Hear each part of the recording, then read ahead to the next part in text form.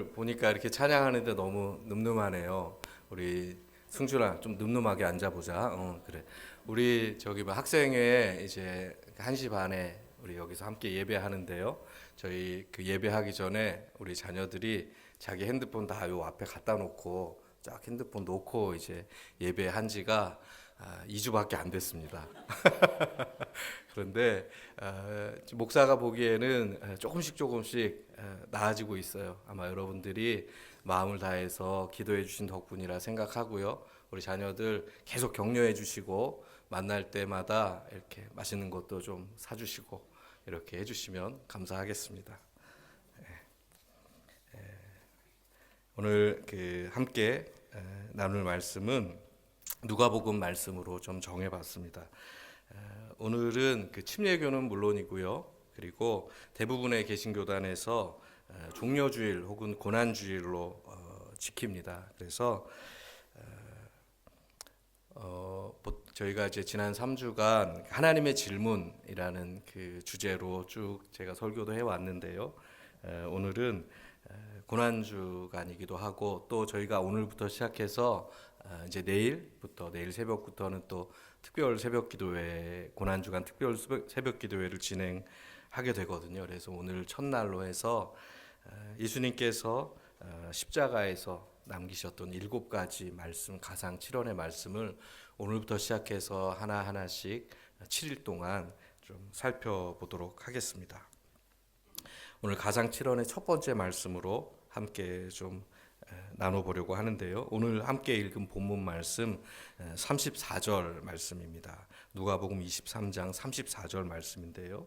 제가 같이 한번 읽어보겠습니다. 시작. 이에 예수께서 이르시되 아버지 저들을 사하여 주옵소서. 자기들이 하는 것을 알지 못함이니이다 하시더라. 그들이 그의 옷을 나눠 제비 뽑을세. 예수님께서 십자가 위에서 첫 번째로 하셨던 그 말씀이 무엇이었냐면 아버지 저들을 사하여 주옵소서. 자기들이 하는 것을 알지 못함이니이다. 이 말씀을 가장 먼저 하셨어요. 여러분 저희들은 지금 성경을 통해서 예수님의 말씀을 읽고 있죠. 저희들이 읽은 이 누가복음 말씀은요. 예수님께서 돌아가신 이후에 대략 한 30년 정도가 지난 후에 기록된 책입니다. 그런데 이 30년 후에 기록된 이 책에 예수님께서 십자가에서 하신 말씀이 그대로 기록이 되어 있어요. 여러분 어떻게 이 30년이란 그 시간 동안 예수님이 하신 그 말씀이 보존되고 그리고 기록될 수가 있었을까요? 처음에는 아마도 누군가가 예수님의 그 말씀을 듣고 머릿속에 기억했겠죠. 그리고 예수님께서 그 십자가 위에서 고통 가운데 숨쉬기조차 힘든 그 상황에서 남기신 말씀이니까요. 절대로 잊을 수가 없었겠죠. 그래서 어떤 방식으로든지 그 말씀을 기억하고 토시 하나 틀리지 않게 보존했을 것이고 입에서 입으로 다음 세대에 전달했겠죠. 그리고 어느 시점에 이렇게 성경에 기록이 되었을 것입니다. 오늘날 저와 여러분은 이 십자가의 사건 이후로 거의 2000년이 넘는 시간이 지났죠. 그리고 우리말로 번역된 그 글자로 예수님께서 하신 그 말씀을 어찌 보면 이렇게 앉아서 읽고 있어요. 그러니 2000년 전에 예수님께서 십자가에 달리셨던 그 상황, 그 사건의 현장과는 정말 많이 다르겠죠. 그렇지가 않겠습니까? 2000년 전에 그 십자가를 바라보고 십자가에 매달려 계신 그 예수님을 눈으로 지켜보고 예수님이 마지막 힘을 다해서 한마디 한마디 내뱉으셨던 그 말씀을 온 신경을 다해서 들었던 그 제자들과는 저와 여러분 굉장히 많이 다른 상황이에요. 그래서 제가 오늘 여러분께 좀 권면드리는 것은 여러분 지금 이 순간에 내가 지금 그 십자가 앞에서 예수님이 남기신 그 마지막 유언과도 같은 그 말씀을 직접 받고 있다는 이런 심정으로 오늘 이 첫 번째 십자가의 그 첫 번째 십자가상에서의 첫 번째 말씀 앞에 좀 진지하게 서 보실 수 있기를 예수님의 이름으로 권면을 드립니다. 여러분, 예수님께서 십자가 위에서 가장 먼저 내뱉으셨던 그 말씀의 첫 번째 단어는 무엇입니까? 오늘 본문에서 아버지였어요. 아버지. 여러분, 다시 말해서 아버지 하나님과 지금 함께 십자가 위에서 그 고통을 견디고 계셨다는 것이겠죠. 여러분, 그런데 정말로 아이러니한 것은 하나님께서 지금 분명히 함께 하고 계신 그 자리인데요. 그 자리가 십자가였다는 것입니다. 이렇게 질문할 수 있죠. 하나님께서 어떻게 사랑하는 그 아들을 왜 그렇게 고통스러운 십자가 위에 두셨는가? 십자가 말고 조금 더 다른 방법, 조금 더 나은 방법은 없었는가? 하나님께서 왜 인류의 대속을 위해서 십자가라는 그 형태를 택하셨을까?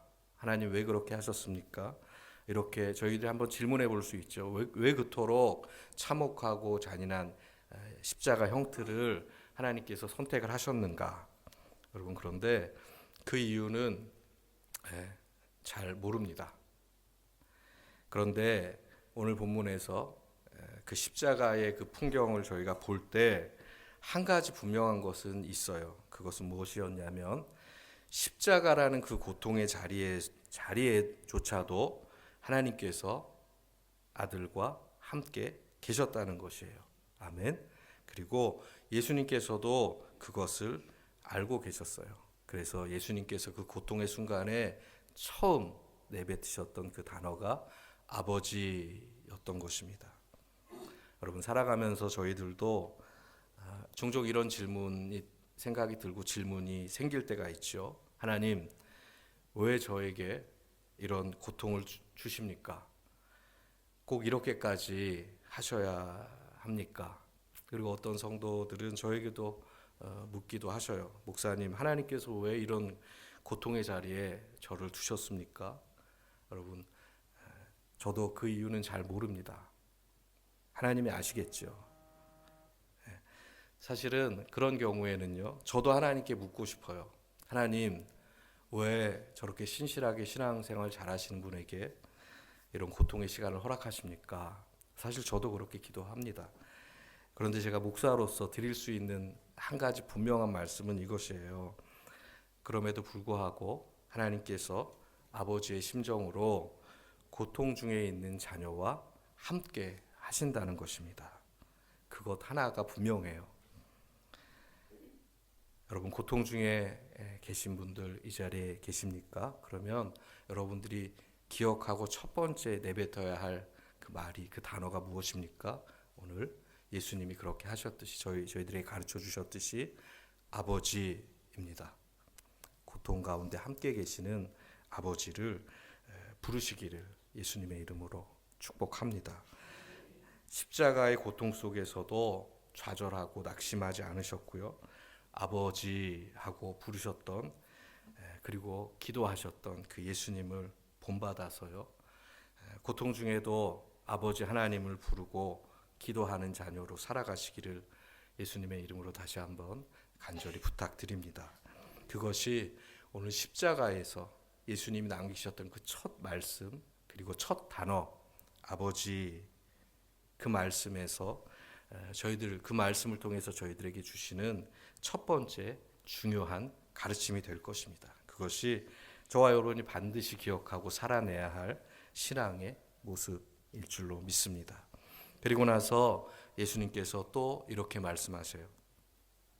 저들을 사하여 주옵소서. 자기들이 하는 것을 알지 못함이니이다. 여러분, 예수님의 이 말씀, 저들을 사하여 주옵소서, 자기들이 하는 것을 알지 못합니다. 이 말씀을 저와 여러분이 한 단어로 좀 바꿔볼 수가 있겠죠. 예수님께서 무엇 하신 것입니까? 우리가 팔복의 말씀에서 잠깐 살폈죠. 예수님의 이 말씀에 담겨 있는 그 뜻, 그 의미는 한 가지 말로, 단어로 정리해 볼 수가 있어요. 그것은 바로 무엇이겠습니까? 용서입니다. 그것이, 이 용서가요, 십자가 위에서 예수님께서 저와 여러분들에게 주시는 두 번째 큰 가르침입니다.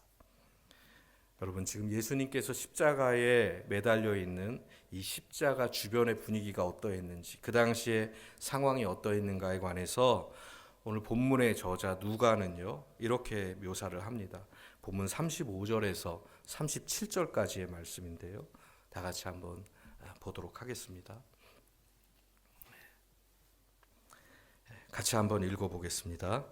백성은 서서 구경하는데 관리들은 비웃어 이르되 저가 남을 구원하였으니 만일 하나님의 택하신 자 그리스도이면 자신도 구원할지어다 하고, 군인들도 희롱하면서 나와 신 포도주를 주며 이르되 네가 만일 유대인의 왕이면 내가 너를 구원하더라.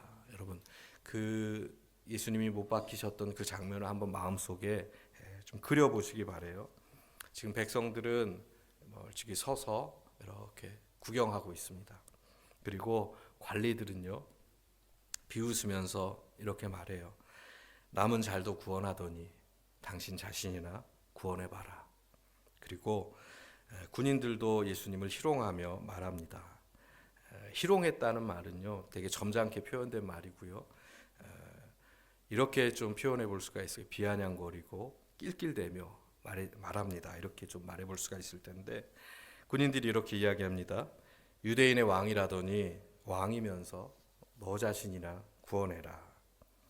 여러분, 아무 죄가 없어요 예수님은. 그런데 예수님을 모함하고 지금 십자가에 못 박아서 죽음에 이르게 한 그 사람들이 지금 예수님을 바라보고 구경하고 조롱하고 있습니다. 지금 예수님께서 용서하신 그 용서의 대상이 바로 그런 사람들이었던 것이에요. 예수님께서 겪고 있는 그 십자가의 고통이 예수님을 못 박은 자들이 그 사람들이었거든요. 죄는 그들에게 있지요. 고통은 오히려 그들이 받아야 하는데 예수님이 그들을 향해서 지금 용서의 말을, 용서의 기도를 하고 계신 것입니다. 예수님의 용서의 마음과 상관없이요, 이 사람들은 무지하고 잔인하죠. 예수님을 조롱하고 희롱해요.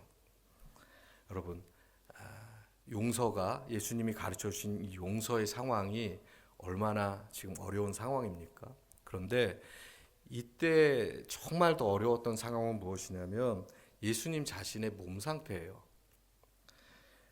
십자가 위에서는 그 숨쉬기가 힘들다고 하더라고요. 십자가에 관해서 굉장히 많은 연구들이 있었거든요. 근데 그 연구한 학자들이 이렇게 이야기해요. 아마도 예수님께서 십자가에서 이렇게 말 한마디를, 단어 하나, 말 한마디를 뱉으시기 위해서는 이렇게 십자가에 달려 계신데 지금 못 박혀 있는 그 발을 지지대 삼아서 한번 가슴을 들어 올려서 숨을 쉬어야 한마디를 내뱉을 수가 있었을 거다, 이렇게 추측을 합니다. 왜냐하면 그 십자가에 달려 있는 동안 그 무게 때문에 몸이 계속 내려오거든요. 밑으로. 그러니까 숨쉬기가 불편하죠. 그 고통 가운데. 그래서 이 용서의 말씀을 하시기 위해서는 반드시 그 못 박힌 발을 지지 삼아서 몸을 한번 들어 올려야 했다, 이렇게 생각을 해요. 여러분, 인간적으로 저희들이 생각해 볼 때 지금 용서라는 이 말을 떠올릴 수나 있는 그런 상황이겠습니까? 지금 두려움과 공포, 어떻게 보면 비명과 신음소리만 내도 그게 전부일 그 상황에서 예수님은 그 자리에서 저들을 사하여 주옵소서 하고 용서를 먼저 떠올리셨던 것이에요. 여러분, 어떻게 예수님께 그것이 가능할 수가 있었겠습니까? 다른 이유가 없을 것 같아요. 용서가 예수님께는 그만큼 중요했기 때문에 그랬겠죠. 중요하다는 말로는 다 설명할 수 없을 만큼 정말 간절하고요, 어떤 일이 있어도 반드시 해야 할 그런 사명 같은 것이었기 때문에 그렇게 하셨겠죠. 여러분, 그것 말고 더 설명할 수 있는 그런 방법이 있겠습니까? 예수님의 십자가는요, 용서 그 자체예요. 용서가 없는 십자가는 예수님의 십자가가 아닙니다. 그러겠죠. 저와 여러분이 십자가를 사랑하고 늘 십자가 앞에 선다 하는 것은요, 그 아래에서 반드시 용서를 배워야 한다는 것을 의미해요. 저와 여러분이 그 용서를 배우지 않고 십자가를 알 수가 없고요. 그 용서를 배우지 않고 십자가를 이해할 수가 없고, 그 용서를 배우지 않고 십자가의 삶을 살아낼 수가 없는 것입니다. 여러분, 그러면 이런 마음에 좀 생각이 드실 수가 있어요. 예수님께서는 하나님의 아들이셨으니까 그런 용서를 하실 수가 있는 것이지, 인간인 내가 감히 어떻게 예수님과 같은 그 용서를 할 수가 있겠는가? 나는 그럴 자격도 없고 감히 상상할 수 없다, 못할 것 같다, 이런 마음이 드실 수도 있죠. 여러분, 충분히 그렇게 생각하실 수도 있고, 저도 한편으로는 그런 마음이 있습니다. 그런데 예수님의 죽음을 목격하고, 그리고 그 후로 성경이 기록될 때까지 그 초대교회 성도들은요, 저와 여러분들의 믿음의 선배이죠. 이분들은 전혀 다르게 생각하셨던 것 같아요. 전혀 그런 마음을 갖지 않으셨던 것 같습니다. 어떻게 생각하셨냐 하면요, 오히려 그 정반대였던 것 같아요.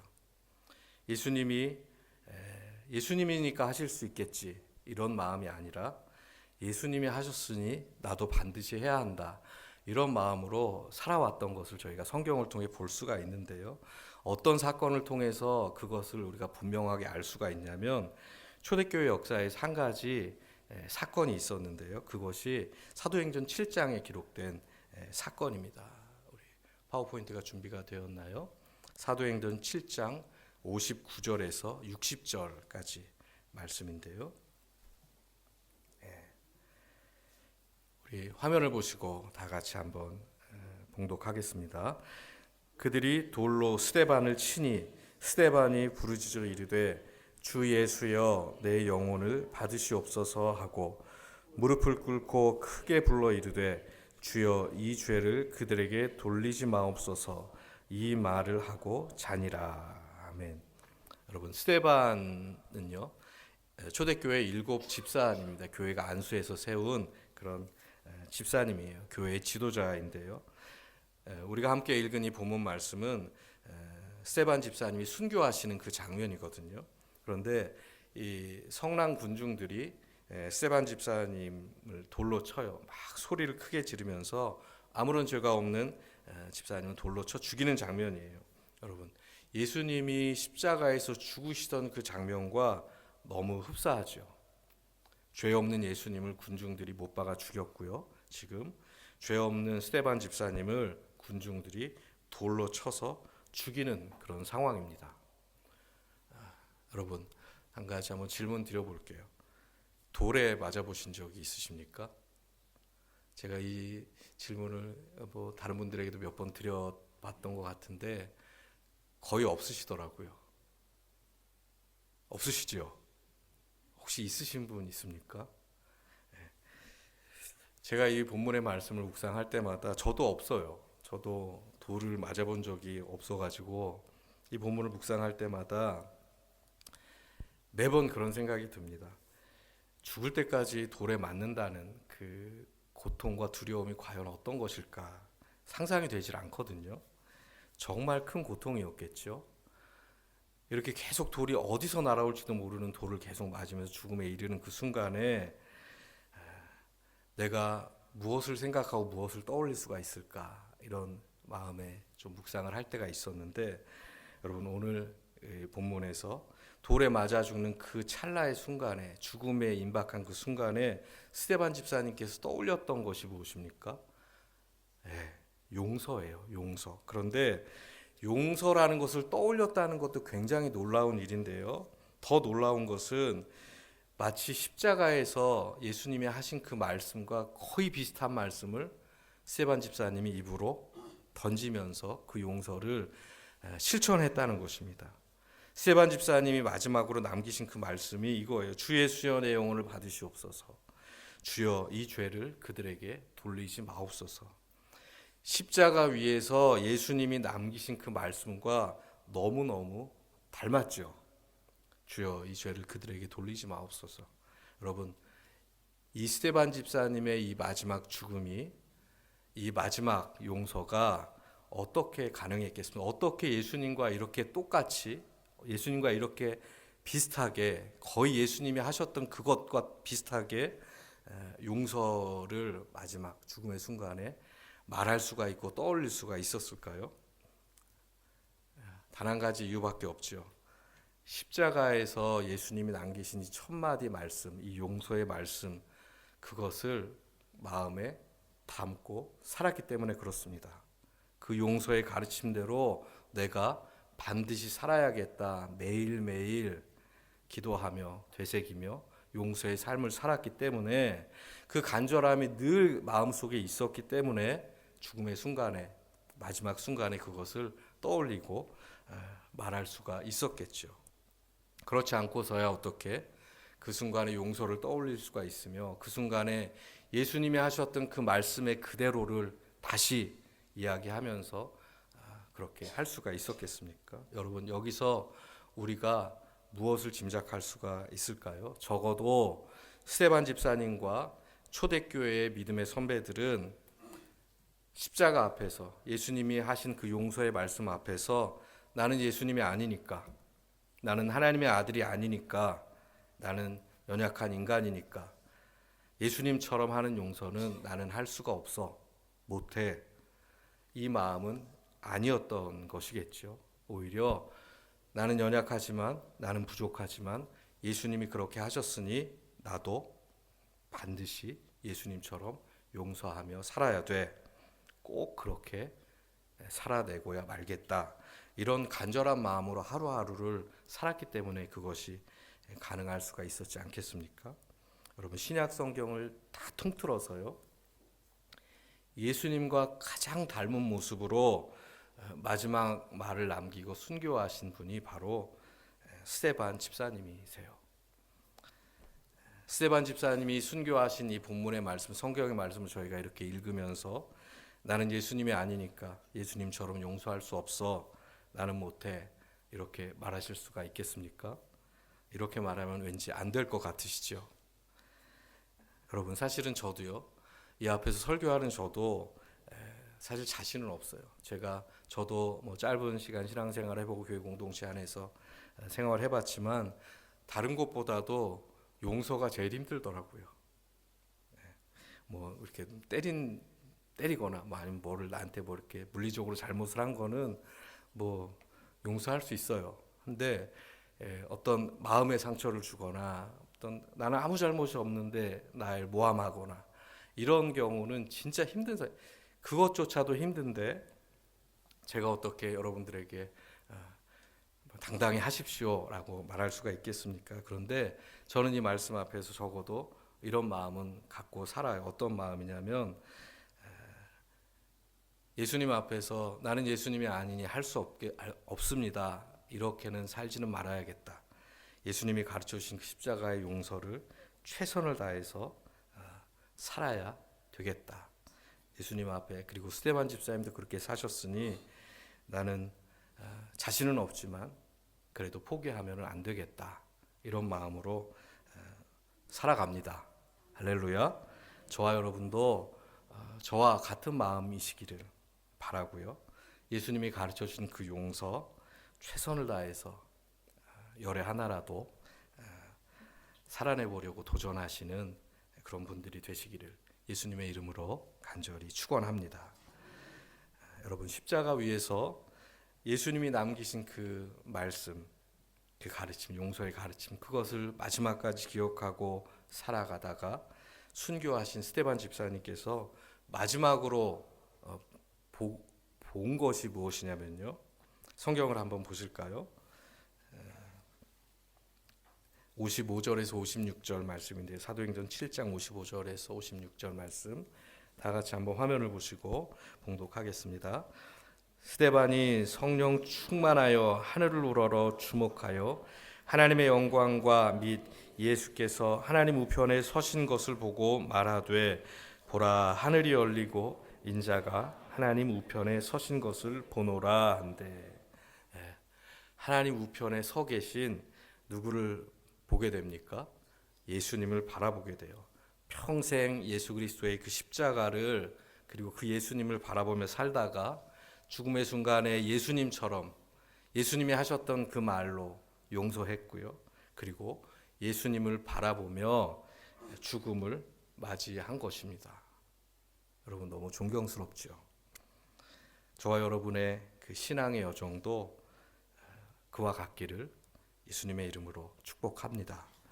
어떤 분들은요, 예수님께서 원래 하나님 우편에 앉아 계시는 분인데 스테반 집사님을 보고 너무 마음이 흡족하고 기뻐서 예수님께서 지금 자리에 벌떡 일어나셨다 이렇게 말씀하시기도 하더라고요.